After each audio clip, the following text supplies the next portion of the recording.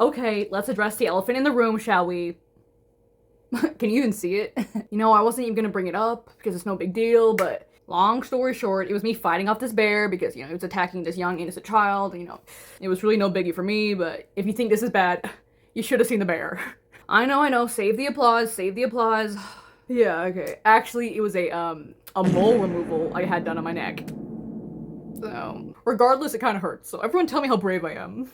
Anywho, the movie we're gonna be covering today is gonna have people hurting a lot worse than a little mole removal. Like hurting all the way to the grave. The ill-fated souls in today's tale are Carter, Alex, Tyler, Maddie, Jesse, Luke, Holt, and Addison. And they're all college buddies, woo! And they all live on the same campus as each other, and life is swell in the college sphere. Alex and Tyler are dating. Alex and Maddie are besties. Luke is dating Jessie, and Jessie's not really part of the friend group. She's just Luke's new girlfriend, I guess. And Holt, Carter, and Madison are just chilling. But wait, we need to take a few steps back first. All the way back to 1983. And in this opening scene, set in 1983, we see a man precariously perched on a perilous roof ledge, with a bloody and battered looking girl on the porch below yelling at him to do it, just do it, come on, you can do it! And she's yelling up at him like, hurry, hurry, we're running out of time! Just jump already! And she's telling him to jump as if this man is not perched on the second story roof. But the guy ends up slipping and falling anyway, and subsequently falling to his death. And thereafter, the girl rushes back inside the house to see a message written on the mirror. And it says, pour the acid over your head. And if you're thinking, Eden, what acid? Well, that girl's probably thinking the same damn thing, until she sees a bucket of acid sliding along the floor toward her. Is it a ghost? So in a mad rush, the girl grabs some baking soda and some water in a bowl, mashes it together, and makes what's that called? It was like popular on the internet for a while. Whatever, baking soda and water mixture, goops it all over her face, and once she's got it all gooped on good, she goes over and grabs that bucket of acid and then subsequently dumps it all over her head. And, subsequently screams. And then it cuts to present day. Ooh. Back to that lovely friend group we've been introduced to. Per Carter's invitation and planning, all the friends gather together at this old, derelict, abandoned house that Carter rented for, I don't know, the day, the week, just for some Halloween spooks, because, what's better for some Halloween spooks than an old haunted house, right? So he gets all the college buddies together for some Halloween spooks and some Halloween thrills, and pretty much all of them are unimpressed at the house he chose to rent. I mean, it's old, abandoned, there are cobwebs everywhere. But that just adds to the vibe, right? But it's not just any old, abandoned house. Once the friends are all inside and settled and he's convinced them not to leave, he tells them that this house indeed has a very dark, sordid history. He tells all his friends that in 1983, in this very same house, 7 friends came together to play a game of truth or dare that resulted in all but one of them dying horrible, painful deaths. Telling them that the one girl who apparently did survive is now horribly disfigured. Fun times, college memories. And for whatever reason, Carter's one of those annoying people who has to film everything, and I think he's trying to catch a viral moment or something. He's trying to ride that viral wave. And maybe in that same wave of viral-minded thinking, Carter gathered everyone together today so that they can play truth or dare amongst themselves in the very house where all that crap happened all those years back. So all the friends there think it's stupid and it's like a waste of time. But they all begrudgingly comply, and Carter passes around empty pieces of paper or empty cards so that they can write their truth or dare for the group down. And when everyone is finished writing their truth or dare, they pass all the cards together, collect them into one deck, and Alex offers herself to go first. And her dare is that she has to kiss her best friend Maddie, which she subsequently does. And so, given the rules of the game, it is now Maddie's turn to pick from the pile. So Maddie picks up a card, and as soon as she reads it, she gets into a huff and says, okay, I'm not playing anymore, I'm out. And, so curious to find out what the card said. It's grabbed from her and someone else reads it, and it says, did you sleep with Tyler? Who, is Alex's boyfriend, and Maddie is Alex's best friend. And so after the card is read aloud, everyone looks over to Maddie like, did you? And looks over to Tyler as well like, hello? And after looking mighty guilty, Maddie denies it outright. But right then, everyone gets texted in unison, and they all look at their phones, and the text message everyone receives says, liar, liar. And after an awkward moment, Maddie finally confesses to it, which is subsequently followed by an even more awkward moment, before Alex storms out, and then Tyler after her, and then Maddie after them, or maybe she goes somewhere else in the house, I don't know. So Tyler comes back into the room pissed and demanding to know who wrote that card, or maybe, just don't cheat in the first place. Crazy thought. But everyone's saying like, well, it wasn't us who wrote it, like we didn't even know you cheated. So Tyler, who is still pissed from being exposed, he goes over and grabs the deck and looks through it, and the first card he flips over and reads says, put your hand on the hot stove. And when he shuffles through the rest of the card pile, all of the other cards say you have 2 minutes, followed by the daunting, creepy sound of the daunting, creepy grandfather clock, bing, chiming. Although the card that now sits at the top of the deck says, do the dare or the dare does you. But of course, since Carter brought everyone together and planned this whole event, this whole get-together, Tyler is pissed at Carter and thinks he's behind it, and he storms out of the room and into the kitchen to grab himself a cold brew. Something to chill the temper. So when Tyler's in the kitchen getting that beer, the stovetop turns on by itself, and then also by itself, a high chair careens across the room and shoves Tyler against the stove, and when he puts his hands down to brace himself, right on the stovetop, boiling hot. Except when he tries to yank his hand away, it just won't move. It's stuck there somehow. By a force greater than he. Oh my gosh. So he's obviously screaming in agony and crying out for help. Guys, guys! Or whatever you call out when your hand is being fried off. And when everyone rushes into the room, that's when he can finally pry his hand off the burner. And his hand is cooked. Literally. Medium rare. And then everyone subsequently turns to blame Carter for all this. Which I guess technically, if you go back to the root source, it is his fault because he invited everyone here. But unless Carter has some superpowers, he obviously was not behind this incident. Just then, a card from the Truth or Dare pile flicks into the room they're all in. This time, Jesse picks it up, and it says, eat Tyler's burnt flesh. And then the broken TV flickers on with this cracked screen to tell her that she has 4 minutes. And again, everyone turns their attention and blame on Carter, like, what is this, Carter? You're sick. Stop this. But Carter's like, hey, this isn't me, guys. Come on. All I did was rent the damn house. Nothing beyond that. I just wanted some light Halloween spooks and a friendly old game of Truth or Dare with you guys. That's it. Come on. So Jessie is also pissed off, and she's like, I'm not doing this crap. So she grabs Luke, and she says, come on, Luke, we're leaving. And right as they get to the front door, it slams closed right in their face, and then subsequently, every door and window slams shut and locks in the entirety of the house, including wooden planks flying out of absolutely nowhere to board up the windows as well.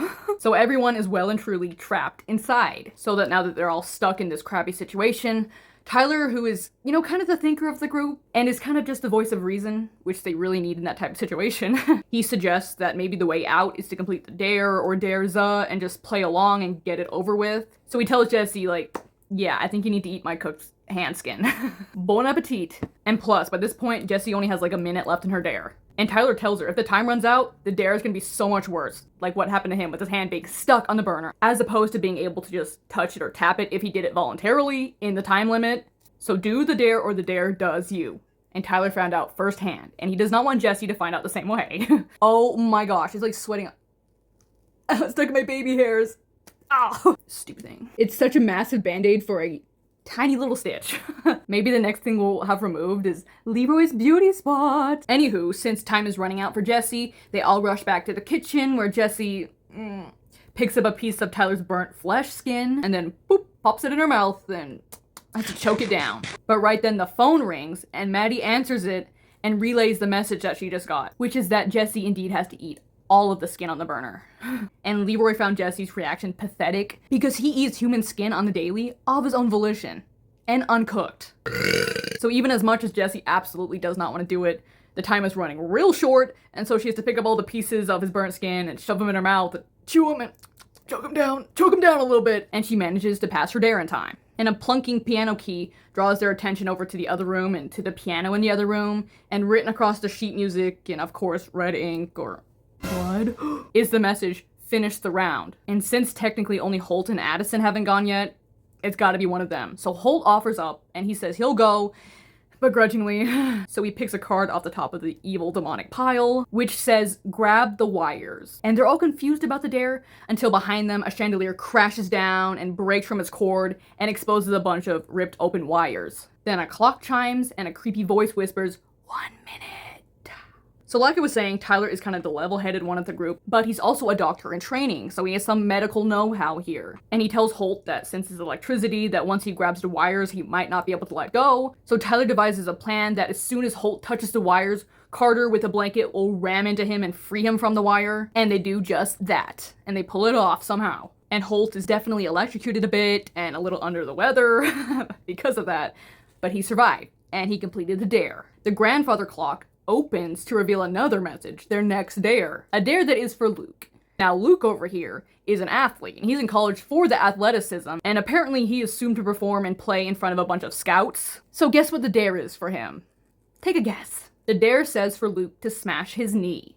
And right then, a baseball bat comes ding, ding, ding, ding, ding down the stairs, with a 2 etching itself on the ceiling to tell him he's got 2 minutes to do so. So his girlfriend Jessie, who's right by him, she picks up the bat and ends up swinging at his knee, but it's a super light swing and obviously does not do any damage. So therefore, the dare is not complete.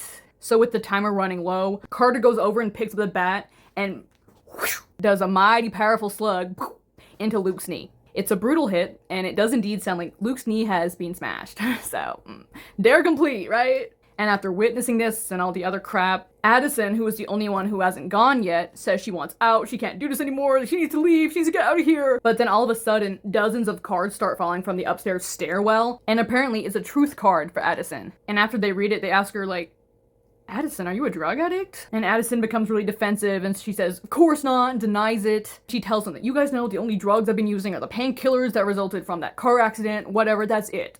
I can't believe you guys would think that, I'm out of here. And then Addison storms away toward the front door. And then everyone gets another collective text. And this one says, you lie, you die. Plain and simple. That text message putting its money where its mouth is when the front door opens and a strong gust of mysterious wind from inside the house shoves Addison out, sends her flying through the air, and landing her on a protruding stake from the ground. So because I guess she lied about the drug thing, Addison was very quickly, soon after, impaled by a stake. And Addison is now dead. But at least the door's open now, right? Then it cuts to them all at the hospital, where, Addison is dead, Luke is in a knee brace, and Holt has been inspected after his electrocution, and they try explaining the situation to the police and detectives that have shown up, but of course they don't believe them because, let's be real, this is a super unbelievable type story, and the police and detectives all just assume they're drunken, unruly college kids doing dumb crap that accidentally resulted in Luke's knee being broken, Addie being killed, and, Holt being electrocuted, among everything else, and Addie's death is ruled an accident. And although Carter was pretty sure he was filming the whole time, all the video footage he has is corrupted and it just doesn't work and just fuzzes out. So everyone who is, alive leaves the hospital and they're not overly affected by the fact that Addison just died. Maybe it's just me, I don't know. And then they just all go back to attempt to live their normal life. But very shortly thereafter, when Carter's alone in his dorm room, his camera kind of flicks on and comes to life by itself. And when he picks it up and pans it over toward his bed, through the screen and the screen only, he sees a bloodied Addison, the girl who died, on his bed and writing something on the wall. And though he's witnessing this all through the screen, the actual writing shows up on his actual wall itself. Hang yourself. His next dare. And then Addison, or not Addison, says, do it for 2 minutes, just as a noose breaks through the ceiling. And when he rushes over to the door to try to escape, it doesn't budge, it is locked shut. And then that noose that fell through the ceiling leaps over at him, wraps itself around his neck, and then pulls him back up and is strangling him. And his camera, which is still recording, is like doing a live stream, a live recording of him being strangled, and this live recording of Carter actively being strangled to death is sent to all the friends that were in the friend group who originally participated. So they all dash over to Carter's dorm to try and save him, but by the time they get the door open and rush inside, it is too late for Carter, and he is already dead. And again, maybe it's just me, they don't look overly affected. I don't know. So many of the death reactions in this movie remind me of that one Wendy Williams clip where she's like, oh,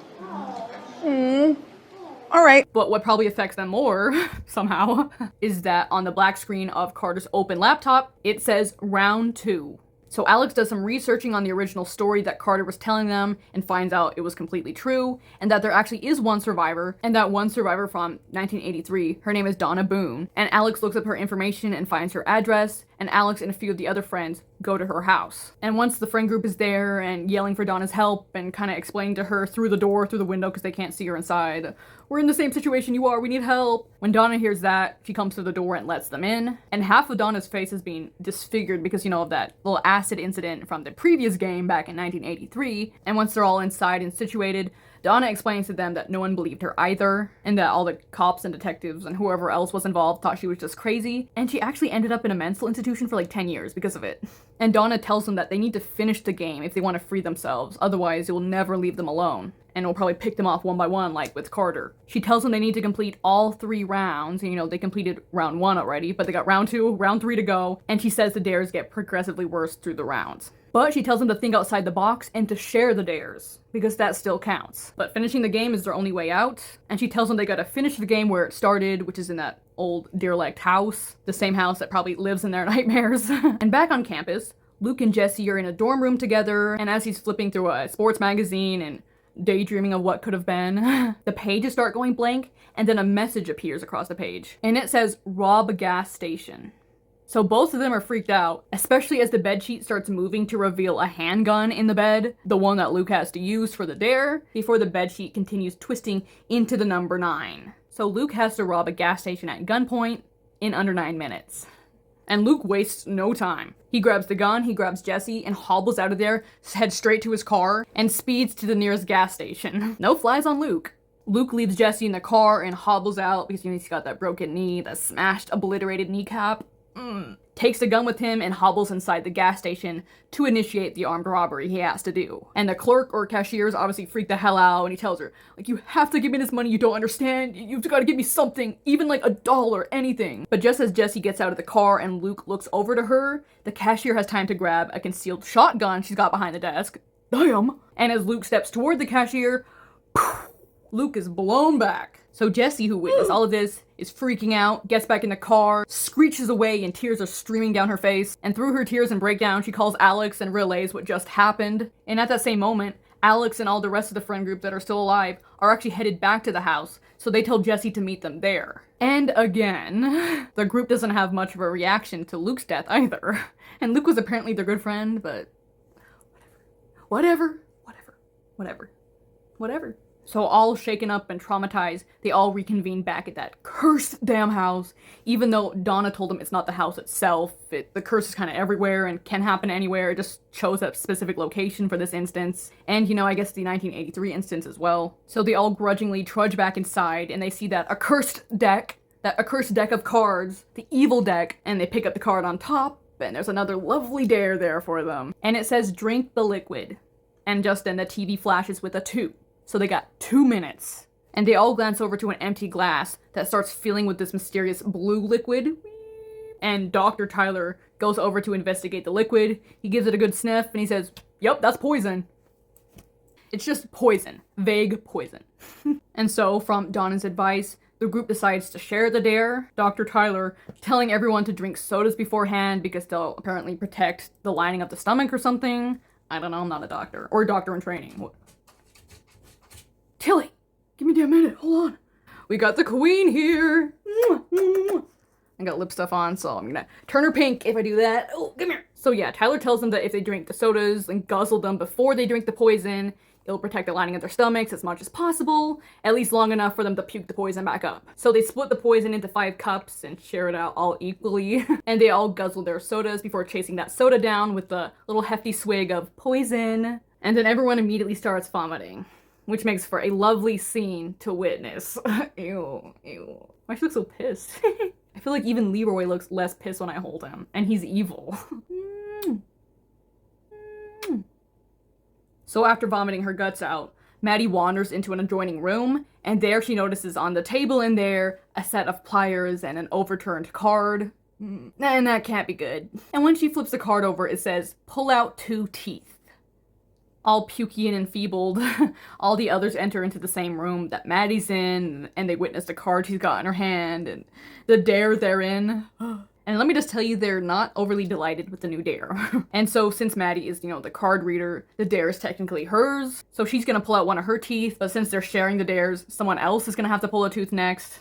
So since Maddie's gotta go first, Dr. Tyler over here, he tells her the best tooth to lose in this situation would be the upper back molar, and then he offers his assistance in pulling said molar. Ooh, and the sounds of this scene, you can just hear the roots of the tooth being crushed and cracked and ripped from the gum. And then Tyler offers for him to be the one who gets the second tooth pulled. And you know what? Tyler is coming in clutch. He's probably the most useful person to have in that situation and has probably saved their asses on multiple of the dares. So because Tyler doesn't want to or isn't really able to pull his own tooth, he has Holt assist him, but as it's beginning, Holt kind of chickens out and Tyler has to take over and yank his own back molar out by himself. Ew. But as agonizing as both of those teeth pulls were, the dare is being completed. And on to the next. It never ends. Because when the group enters into another room in the house, they see a pistol or a 6-shooter lying on the table next to 1 bullet. So I wonder what dare's next. And written on the card is 3 rounds, 2 minutes, 1 bullet. So yes, it is indeed Russian roulette. And therefore a game within a game. Kind of a gameception, if you will.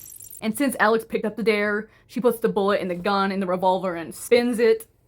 And then she holds it to her head, and everyone's kind of protesting, like, Alex, don't do it! Even though, no, she needs to do it, or someone needs to do it. When Alex has it pressed to her head and pulls the trigger, nothing happens. There's no boom. So then Alex presses the gun to her head again and pulls the trigger again, and again, there's no boom. The gun does not go off for the second time. Thank goodness. And then her best friend Maddie takes the gun, I guess since they're sharing the dares, and she presses it to her head, but before she can pull the trigger, Tyler rips the gun from her hand, holds it to his own head, and shoots. Poof. Except this time the gun actually goes off. And his brain juice is subsequently sprayed on the window beside him. Lovely image. But now one of their most valuable assets in beating the game is dead. And Alex begins hysterically crying over him, her dead boyfriend, who might have cheated on her, but still her boyfriend. And then Maddie comes over and starts sobbing as well. So they're both sobbing over the guy they were apparently sharing. So as Maddie and Alex are sobbing and crying over Tyler, Holt rushes into the nearby bathroom to scrub some of Tyler's brain matter off of his face or the resulting blood spatter. And there he sees his next dare in the reflection of the mirror. Get run over by a car. And he has 2 minutes. So Holt runs back out to the group and starts explaining to them, like, guys, this is my next dare. And he also admits to them right then that at one point in his past, he actually was involved in a hit and run that left the victim actually paralyzed. So the group is like, oh, okay, you got a truth. Okay, that's fine. But he's like, no, I got a dare. I just wanted this off my chest. And he tells them the dare is for him to get run over. So there's a little bit of poetic justice, I guess, in there. So Alex stays inside because she won't leave Tyler's body. But the rest of them quickly run outside and try to get the car started so they can, potentially just run over Holt's foot. And Jesse gets into the driver's seat, but the car will not start. Then, the timer is ticking. So since the car won't start and keeps stalling, Holt rushes over and opens the hood to see if there's a problem. And I guess by this point the timer has run out because the hood slams shut on Holt's arm, which is still inside, therefore pinning him to the car. And Jesse is still in the driver's seat and absolutely freaking out as the car, by itself, of its own volition, starts backing up furiously. And Jesse's in there trying to pump the brakes, but nothing's helping, nothing's happening, nothing's working. So Holt is being dragged by the car as it careens backwards until his arm is eventually freed, probably all broken up and stuff. But now Holt's just in the road, caressing his broken, shattered arm. And that's when the car puts its own pedal to its own metal, and then zooms ahead right at Holt, and of course runs him over, and runs him over good. So everyone is obviously horrified, especially Jesse, who is stuck in the driver's seat. But now only 3 remain. And they're all traumatized and exhausted and so worn out, and they just want this over. So the 3 of them head back inside, and they follow this eerie sound of music that leads them into a room in the house that has a phonograph, and on the record itself is written the next dare. Chain yourself to the pipe. And if, again, you're wondering, which pipe, Eden?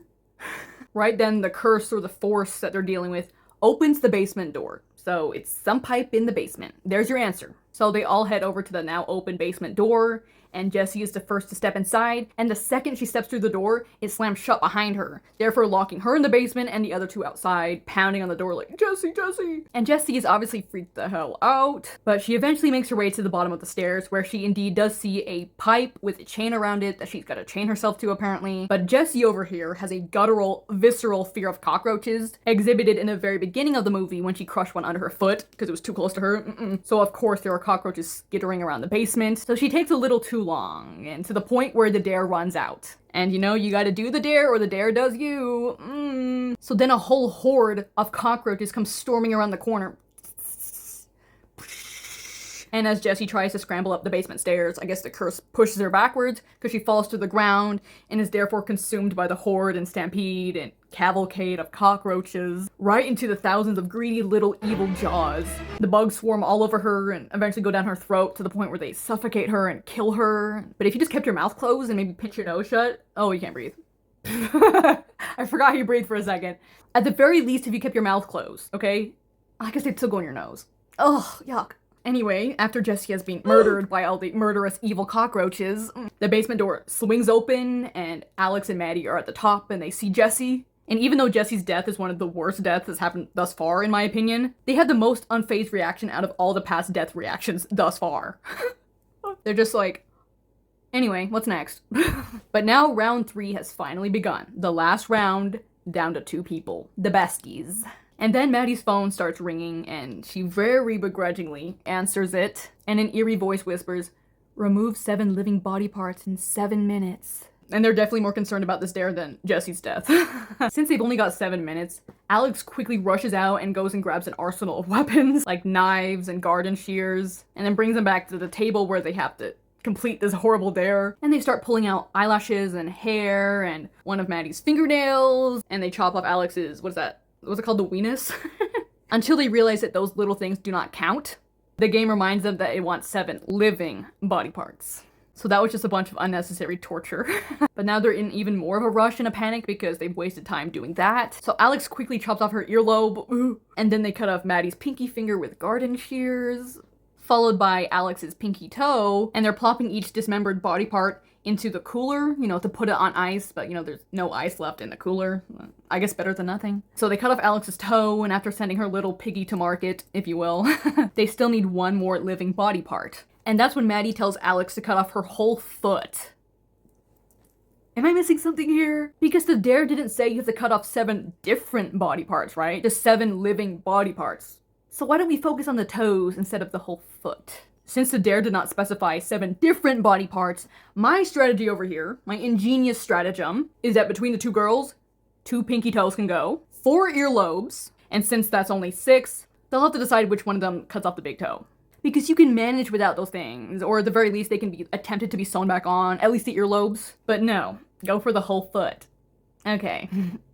So Alex picks up the hatchet and starts hacking off Maddie's foot. It could have just been a pinky toe. Come on.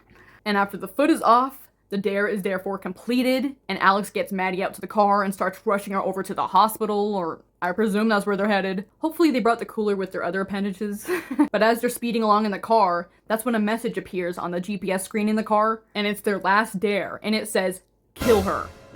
Which, could be aimed at either one of them, but they both take it as a dare wanting Alex to kill Maddie. So Alex outright refuses and is hysterical. I'm not doing that. I will not kill you, Maddie. And Maddie's just saying, you've got to finish the dare, Alex. Just kill me. Just get it over with. You can be the one survivor. But Alex will not hear it, and she's speeding up the car even more, zooming along. And now that they're going super fast in the car, Alex intentionally crashes them both into a tree. I guess just wanting to kill them both at the same time as opposed to having to pick to kill one. And just when the car hits the tree, the screen goes to black. But then you hear one of them gasping awake. And we can't tell who it is, so we can't tell who actually survives and who actually won the game. Because right then, the credits start rolling. Or is it this way? Is it this way? Yeah, it's this way. They go this way. As if I haven't seen 10,000 movies in the last, month. And thus concludes Truth or Dare. And this movie may have its dumb, unfathomable, unrealistic moments. But overall, it was an entertaining movie. It really was. If you can just look past the smaller flaws throughout, it is an entertaining time. Not that watching people suffer and die is entertaining to me, but well, in the movie sense, yes. Kind of. But, watch it for yourself and see if you are indeed entertained. And, maybe think twice the next time you want to play a game of Truth or Dare in a haunted, derelict, horrible house.